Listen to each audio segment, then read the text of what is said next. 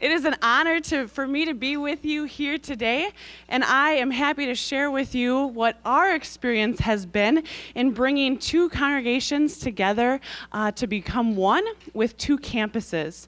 And so I speak on behalf of my colleagues in ministry, Pastor John Horner-Eibler and Pastor Jim Alquist. I won't be able to begin to share with you everything that we have done or talked about in the last few years, so please feel free to contact any one of us if you would like more information or if you would ever like any one of us to come and speak with you or your leaders. We would be happy to do so. You can also check out our new shared website at unitybrookfield.org. And if you scroll down through the pictures to click on our history, we have two documents there that we have used. One is a brief plan of our 3 years and what those would look like. And then another document is a full discussion of what we've shared with our congregations about why are we doing this and what is this about and what it isn't about, as well as some essential goals and principles that we lived by through this process. Let me begin by sharing a little history with you. First, a number of years ago, the congregation at Christ the King on Pilgrim Road in Brookfield was entering into a pastoral transition. And so at that time, two of their council leaders came to John and myself and asked if we would be open to having a discussion about whether or not we could collaborate together. They were in the midst of recognizing that they needed to make a change in their congregational life. They knew that they couldn't keep on spending down their assets. They recognized that worship attendance was slowly declining, and they had just lost an overall energy and enthusiasm and vision for who they were as God's people. We were open to that conversation, and at the same time, Cross of Life and the staff had just attended a church conference where we were introduced to this idea of an S-curve that talked about how at the height of the S-curve, you already need to think about the next transformative change that you are going to make as a congregation. Because otherwise, if you wait until you're at the top, you are already starting to decline on that downward hill of the S-curve. And so that was kind of the point that we were at, recognizing that while everything was going well and good, we needed to think outside the box and think about something new that we needed to do. So ironically, we were each asking that important question. What is it that God is leading us to do or to be in this place? So began the conversation. In the very beginning, we simply brought people together. We brought people together of similar interests and passions. Worship and music folks, Christian education, our youth leaders. We eventually brought together our staff and our councils and made multiple opportunities for people in both congregations just to meet each other, to share bread together, to ask questions, to raise concerns, to help us to dream and vision for what could be possible if we worked together. We also came up with a 3-year plan of what we would work toward on each of those years, allowing each congregation the option to vote in, to continue the relationship at the annual meeting, or an option to vote out and to end the relationship. We also came up with a set of core principles that guided us through that process. The things that we kept on interpreting to people again and again about what this was, why we were doing it, and also what the relationship wasn't. The first of those is that it was a relationship, first and foremost, focused on Christ and mission-driven. That was what our discussion was around. That was why we were doing what we were in the first place. We also came up with that process or timeline that fit our context. And we recognized the Spirit's role in leading all of that. And so we also allowed ourselves the grace to make changes to that plan over time as well. To not be so locked into it that we couldn't adjust as we went along the process. The third thing we did was we recognized that collaboration is built on building an important relationship that is based on honesty and open communication with one another. That's what leads people to build trust. You can't build trust with one another over a matter of a couple of committee meetings. It happens over years of people just being together. Last of all, the fourth thing was we intentionally created this mantra of you have to trust the imbalances that are created in a relationship. And this was probably the one that was most difficult to interpret to people, but became most crucial for all of us to keep on remembering and keep on living by. We compared our relationship to that of a marriage frequently. And so in a marriage, one example is that when a couple decides to get to the point of one person working outside the home, bringing home a paycheck to support that household and all of the expenses that go with it, and the other person doing all of the work within the household, all of the things that need to be taken care of, raising the children, you can't put a value on that. You can't put a value and compare what that person offers to that relationship, especially since they're not bringing home a paycheck. The same is true for congregational relationships as well. As soon as you begin to go down that road of comparing what you each have and who has more money, or who has more people, or who has the better building or the better land, you're losing sight of what's most important. And you're missing the most important thing that matters, which is what is it that you are each able to bring to the table? What is it that you are able to bring to that relationship? What are the strengths and the assets that you each have? That was the important thing for all of us to remember and to live by. A couple of things that we have learned as we have gone through this entire process. The first, tackle one major change at a time. As we got people together and as they eventually began getting to know each other, they were filled with great enthusiasm for all of the things that we could do together. And so we had a long list of visions, one of which included expanding our health and wellness ministries, which we realized was a separate vision than the one that we had for just becoming a united congregation together. And so we eventually had to put the health and wellness expansion through a building expansion on hold, on the back burner for the time being, so that we could first focus on the relationship aspect of coming together as one church. Second thing, create a process and a timeline and a vision that works for your context. Don't do it over the course of 25 years, and feel free to make changes as you go along. In going through this process, we talked with a lot of other people who were in similar positions as we were, and one context had literally taken the time to sit down and write out a detailed 25-year plan of how they were going to bring their two congregations together. Sadly, they didn't make it to year 3. So don't do something that is too long. And as you can see, if you look at the document on our website, years 2 and 3 of our 3-year plan had some pretty lofty goals. That as we went along, we realized it was okay to make changes to. It was okay to do those when we knew that we were ready to implement those things. It's okay to allow the Spirit to guide you and maybe even change your course, change what you had originally planned. Last of all, allow people to be a part of the process.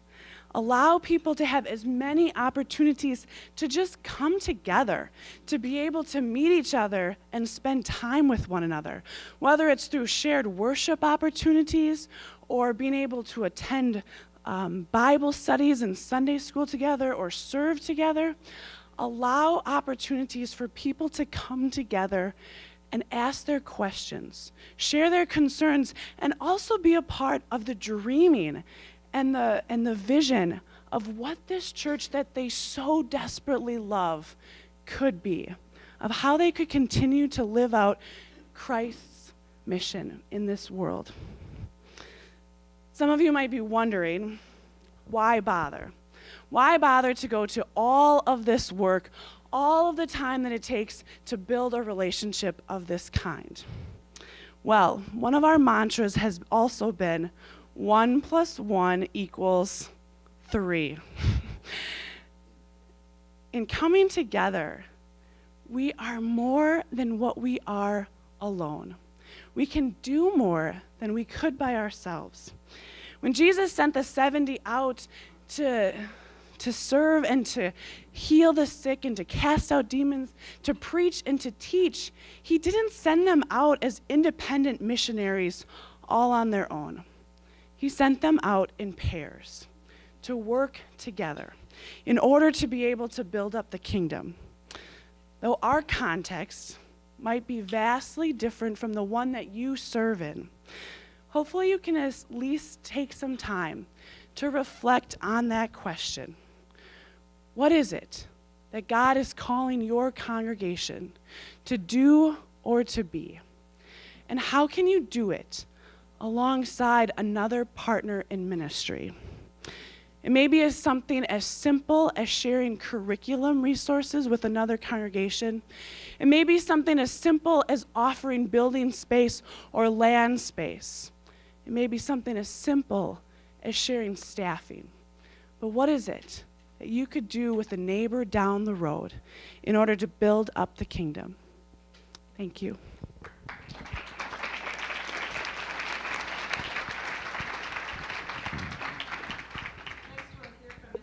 Trotter. Matt Trotter has served as the president of Grace Lutheran Church in Milwaukee since 2006. Welcome, Matt. There was a break in there. I did step away. 2006 to 2010, and then again 2013 to the end of this year, which I'm not counting days, but what is it, about 67? I have been really fortunate to have that role at Grace Church, and it's been a real blessing. When I got the agenda for this request to speak, and I saw Congregational Culture Eats Mission for Breakfast, I started, how can you work that into a presentation on church culture and breakfast being eaten? But what I looked at the other day astounded me. When I first started going to Grace in 2000, year 2000, there was like 2 places within 1 mile of our downtown church setting to get breakfast before or after church. 2 places. So the choice is obvious: go to church. Now I think we're at least a dozen within a mile, and they're all higher game than they were 15 years ago. And I think it speaks to the need to change our church's culture and the way we interact with people, because there's so much competition for attention.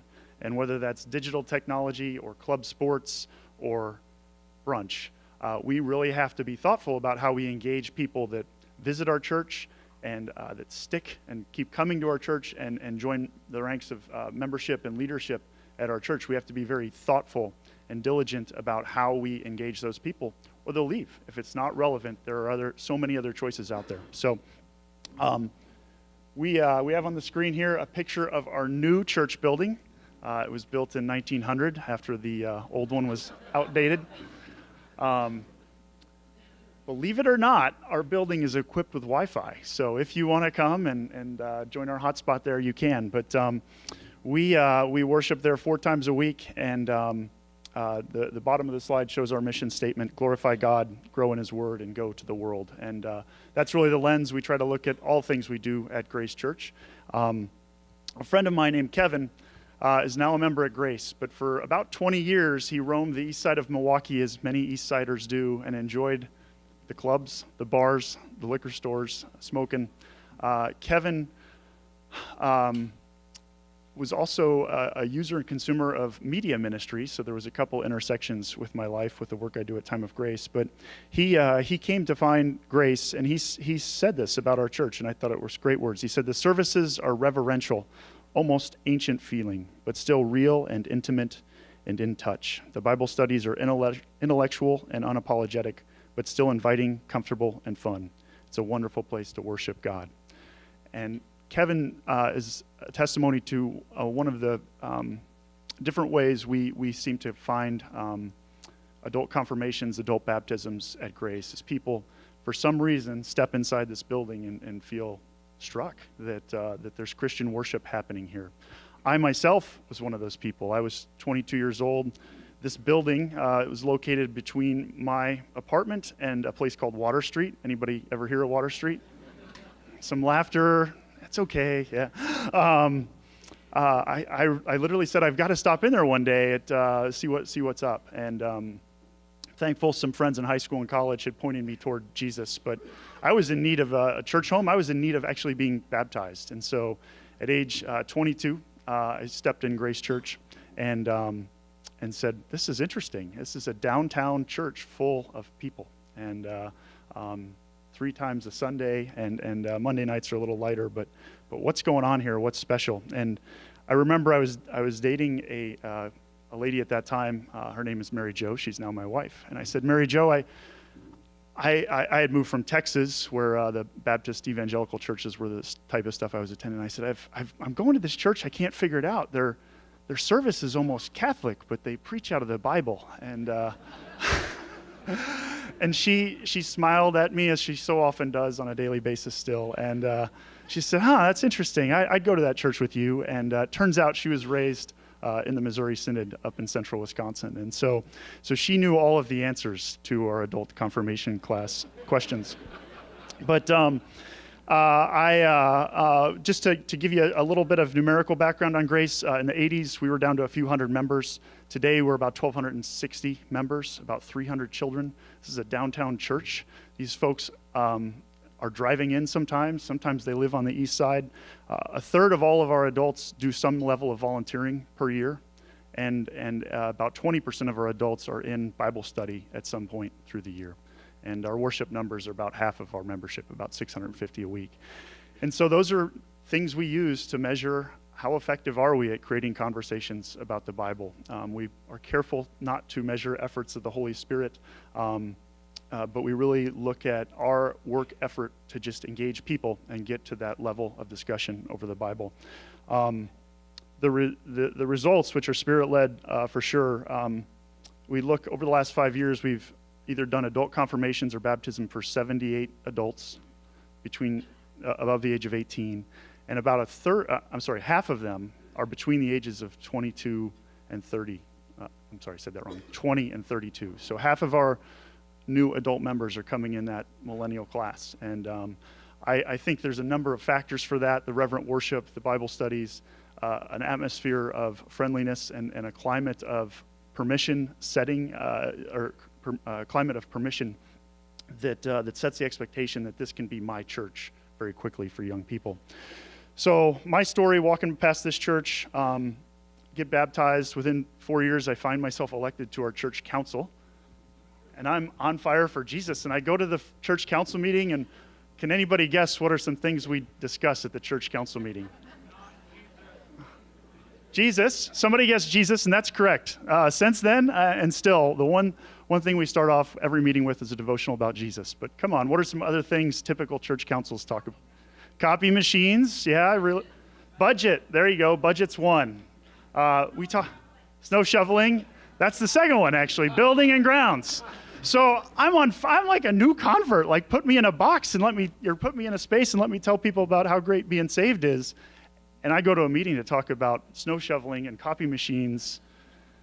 It's a killer. And I'm there. The other couple of things we talked about, we have committee reports. And has anybody ever heard or said the words, "no report, Mr. Chairman"? Okay, a lot of nodding. So we have that, and then we also kind of review the membership changes, which I'm a people guy. I like learning about people, but practically speaking, we've got these individuals here taking time out of their lives. Do we really need to know whose aunt you went to high school with or college with? You know, it's sort of this connect the dots. And so those were recurring, and I felt I had three choices. I could embrace it. I'm here to stay. I could quit. Meetings were on Monday night. I'm pretty sure I could get in a Monday night basketball league, play some softball. There's football in the fall. Or I could change it. And another gentleman and I, we said, let's change it. Not always the easiest thing to do. Changing as a councilman. We have a president and a vice president of our council. These are learned men, and they know what they're doing. We have pastors too. So, you know, there was some obstacle there. Well, I get, hey, oh, you guys are too hard on yourselves. I get to the end of the year, we've started to make some of the changes, and I get nominated as president. I'm 28, 29 years old, and sure, why not? So I become president for the first time at Grace, and we sought then to quickly kind of change our meetings to minimize discussion time on those. A lot of those things about your building can actually be 100% delegated to a building committee full of individuals that love to meet and talk on the building, and you can check in with them like once or twice a year, and everything will be just fine. And I say that, I mean, we have half a block down there, and it's okay. We don't need to talk about it. My goal is that 1/22 of our meeting time per year, half of one meeting per year, we talk about the building. We pretty much hold to that. Budget, membership changes, all that stuff can be done by email ahead of time. And that left us with the meat of what we should be doing as leadership of a church, facing a changing congregational culture, facing a changing community culture. What's our strategy? Where are we going? Who's driving this bus? And so we really went back to our mission. How are we glorifying God? How are we growing in the Word? How are we going to the world? And we did 3-year plans. We've had 10-year plans. We've had 5-year plans. Doesn't matter. I think Sherrie said it great. You know, pick a time frame that's right for you and your story. But pick one. Pick a timeline, and from there we then derive objectives. So once we have our mission, it's clear. We have our strategy. It's known. We solicit tons of member input. We roll it out over 6, 8, 9 months. This is what we're going to do and where we're going. And then now as a council, we really work hard to derive those goals and knock them down over the months and course of the year. And so we kind of come up with an annual plan that reflects the more strategic document. The one thing that happened when I left council, took some time away, my terms were done, and the one thing that happened that I was like, how'd this happen? Is we rushed back to that every councilman needs a committee to manage aspect. And for our church, that was a big strategic challenge because it's a good-sized church. I mean, we're not 10,000 members, but we're not 200 either. And that was the hardest part of our culture, I think, to break, was that, well, everything's got to flow through council. You have to have a council chairman of each committee, and therefore the number of committees is limited by the number of councilmen we can support to it. Really breaking that up and saying, no, committees can be led by people of all types who may in fact not have any gift for administration and shouldn't be on council, but can be led by leaders in those areas. And so getting that worked in has been probably the biggest challenge that we faced, and just so happened the Lord put me back in the seat, and we've been able to work on that again. But all of these things have set us up so that we have engaged people on our council. We have a clear direction for where we're going. When big decisions come about worship or funding or purpose or a new call, it's as clear as day, because we're it's clear that we're going to discuss them and get to a point where we can go back to these other documents we've prepared and work from to build consensus through our church and make them happen. So I don't know that this fits every church, but it certainly fits our church. It's how we have managed to accommodate growth over the past decade, work our way through the recession, be adaptable to change that's necessary to reach people that are coming in and out of our church building. So I'm really grateful that I could get to share this with you. I think I covered everything I wanted to cover. thank you, Siebert, for all you do for us Lutherans here in Wisconsin. Really appreciative of that.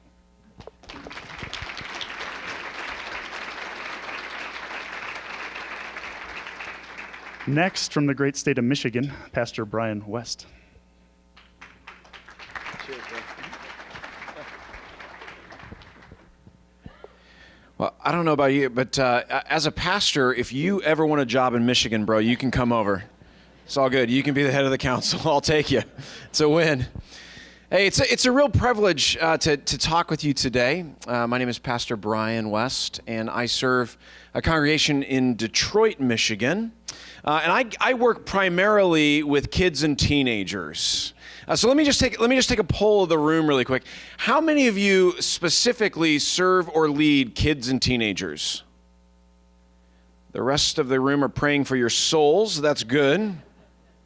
How many of you are parenting kids or teenagers? Awesome. Thank you so much. Just let me know who's here.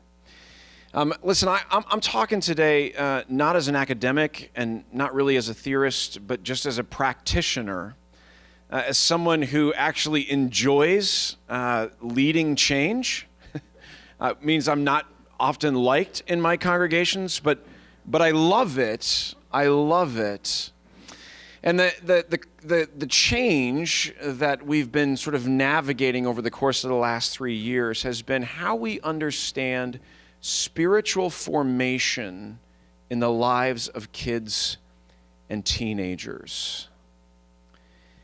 A number of years ago, I was walking around with some high school students, and we were walking around the city of Mount Clemens.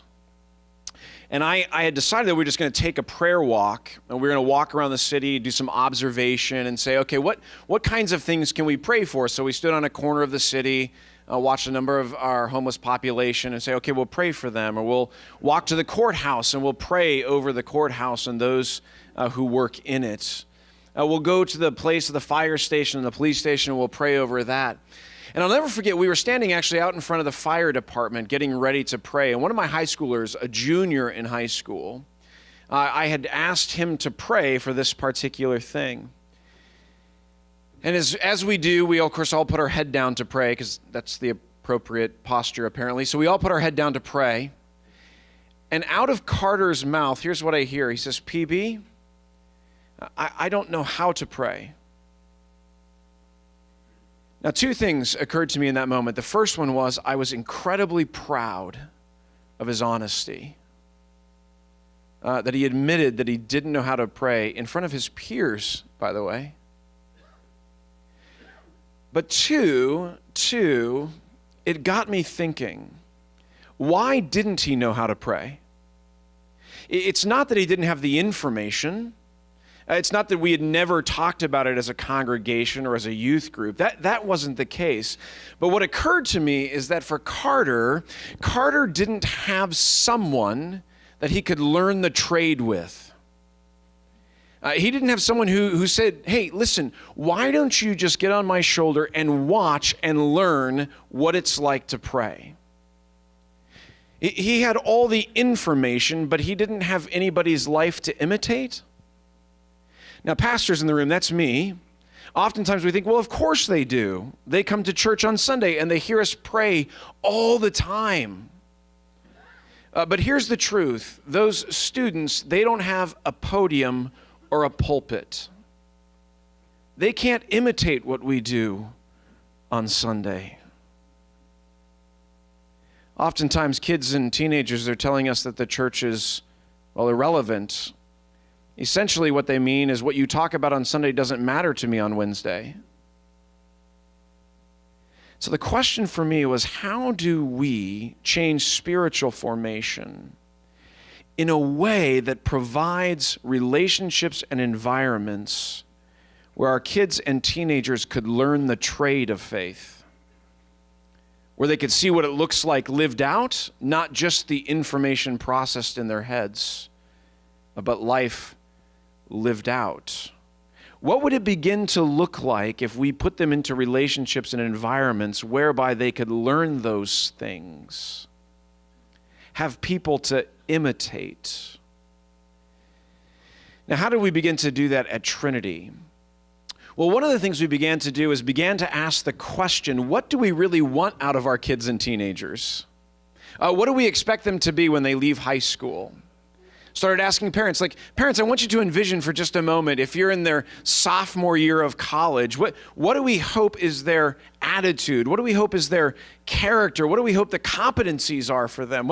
What do you want your student, your child to do when they're sitting in the dorm room hallway? What do you expect out of them?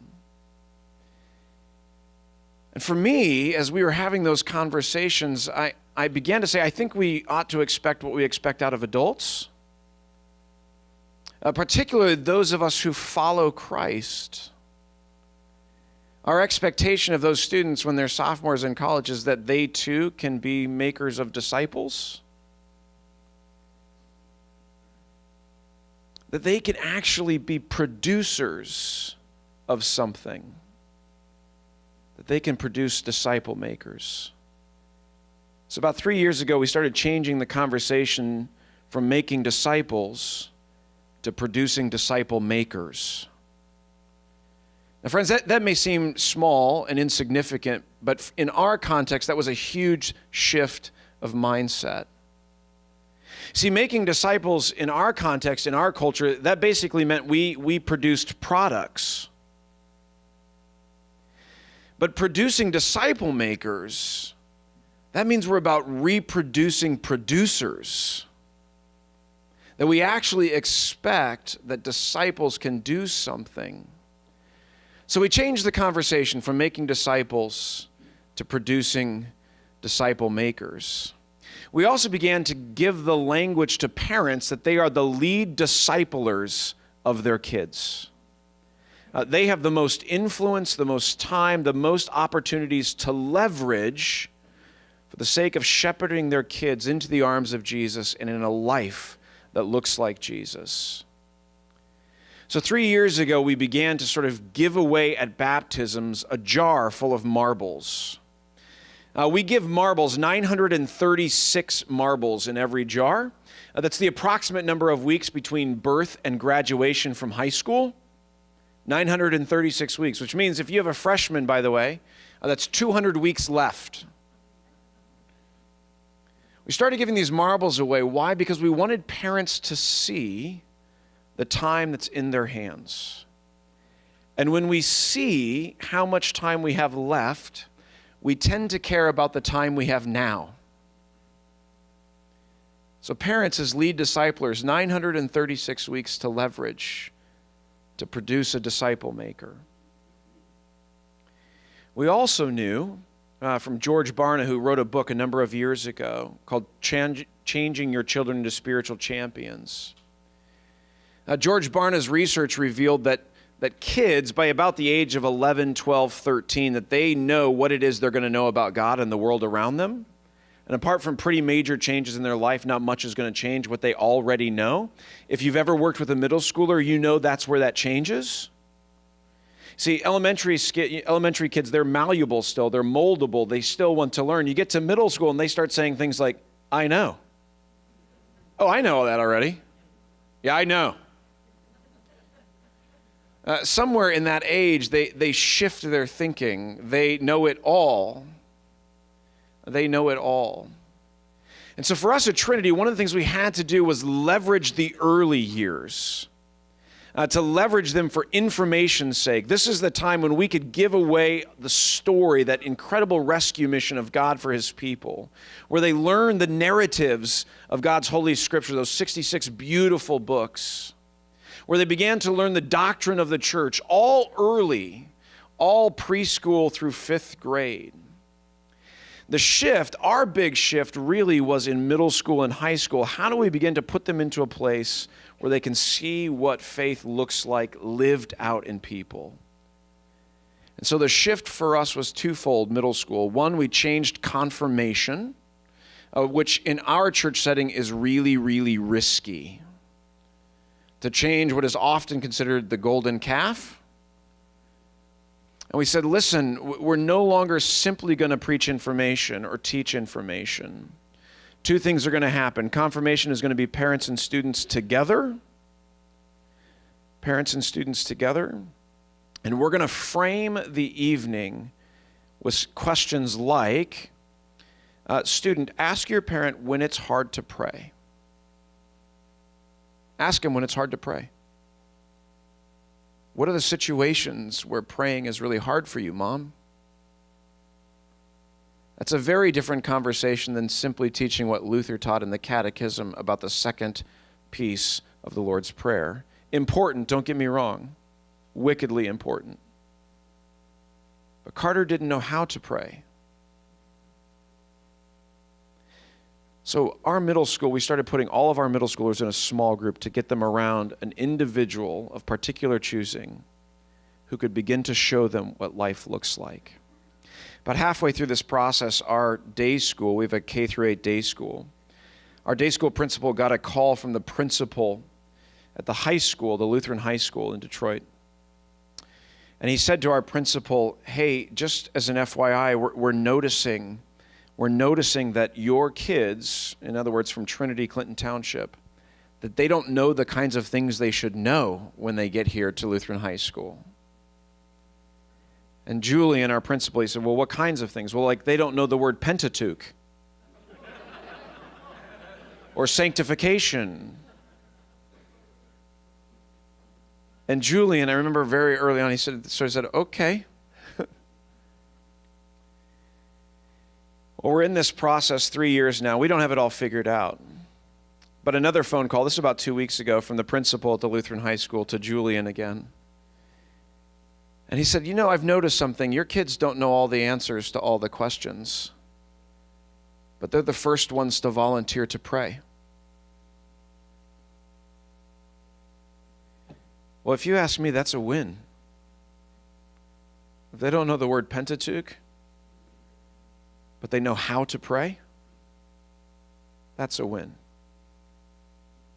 So cultivating a culture where our students, our kids and our teenagers can see how faith life is lived. A culture where they can imitate somebody. Those words of Paul, imitate me like I imitate Christ. Changing that has been incredibly excruciating, but incredibly wonderful. Friends, I assure you, putting kids and teenagers around people, it's not efficient. The life of imitation, it's not efficient. It's wickedly inefficient, actually. But it is so, so, so, so rich. So rich. I'm thankful for Matt and his word this morning. Kids and teenagers getting an opportunity to live in a place where they're disconnected from technology and connected to humanity. That's a win. Thanks, y'all.